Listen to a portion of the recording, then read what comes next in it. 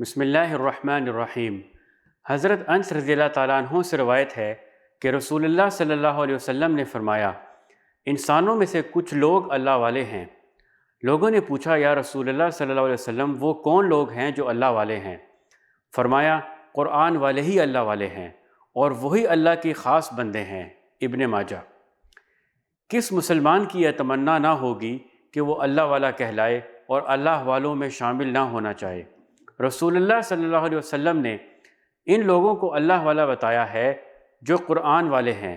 قرآن والے کون ہیں؟ ظاہر ہے قرآن والے وہی لوگ ہیں جو شب و روز قرآن کی تلاوت کرتے ہیں، اس سے شوق رکھتے ہیں اور اسے سمجھنے کی کوشش کرتے ہیں، دوسروں کو بھی سمجھاتے ہیں اور پڑھاتے ہیں، اس کا مفہوم و مطالب پر غور و فکر کرتے ہیں، ان کے مطابق اپنی زندگیوں کو ڈھالتے ہیں، خود بھی اس کے احکام پر عمل کرتے ہیں اور دوسروں کو بھی اس پر عمل کرنے کی تلقین کرتے ہیں، اور جن کی تمنا یہ ہے کہ دنیا میں لوگوں کی انفرادی اور اجتماعی زندگی اسی قرآن کے سانچے میں ڈھل جائے، کسی چیز سے غیر معمولی شغف اور تعلق ہی کی بنا پر اس چیز کی طرف آدمی کی نسبت کی جاتی ہے، جنہیں قرآن سے ایسا غیر معمولی شغف ہو کہ وہ اسی نسبت سے یاد کیے جائیں اور اسی نسبت سے پہچانے جائیں۔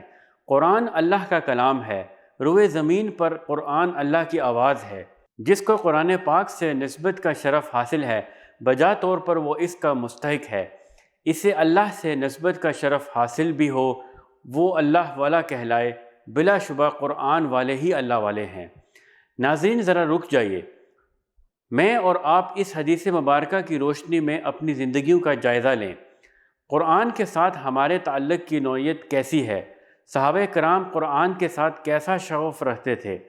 جنگ قادسیہ کے موقع پر امیر لشکر نے سیدنا عمر فاروق رضی اللہ تعالیٰ عنہ کو پیغام بھیجا کہ امیر المؤمنین، آپ کی فوج میں ایسے سپاہی ہیں جو راتوں کو کھڑے ہو کر اس طرح قرآن کی تلاوت کرتے اور روتے ہیں جس طرح تیز آگ پر ہنڈیا کے اندر ابال آتا ہے۔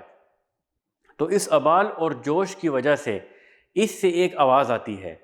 جب یہ روتے ہیں، قرآن پڑھتے ہیں، تو ان کے سینوں سے ویسی ہی آوازیں آتی ہیں، اور دن کے وقت جب یہ دشمن کے سامنے کھڑے ہوتے ہیں تو سیسا پلائی ہوئی دیوار کی طرح دشمن پر وار کرتے ہیں۔ یہ صحابہ کی زندگیوں کا ایک رخ ہے۔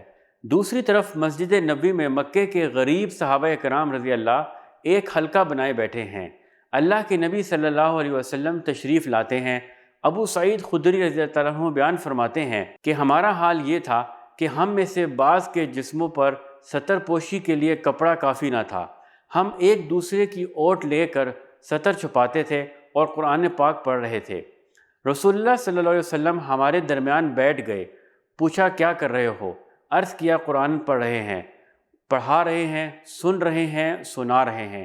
آپ صلی اللہ علیہ وسلم نے فرمایا، اے مکہ کے فقراء، تم اس حال میں بھی قرآن کے ساتھ جڑے ہوئے ہو۔ اللہ نے مجھے ایک بشارت دے کر تمہارے پاس بھیجا ہے، تم اغنیاء سے آدھا دن پہلے جنت میں جاؤ گے، اور وہ آدھا دن تمہاری دنیا کے 500 برس کے برابر ہوگا۔ ناظرین، یہ ہے اللہ کی کتاب، دنیا کے سب سے بڑی نعمت ہے۔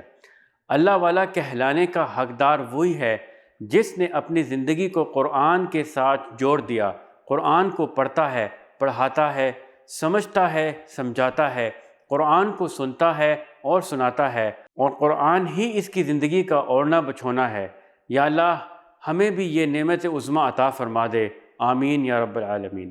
صلو علی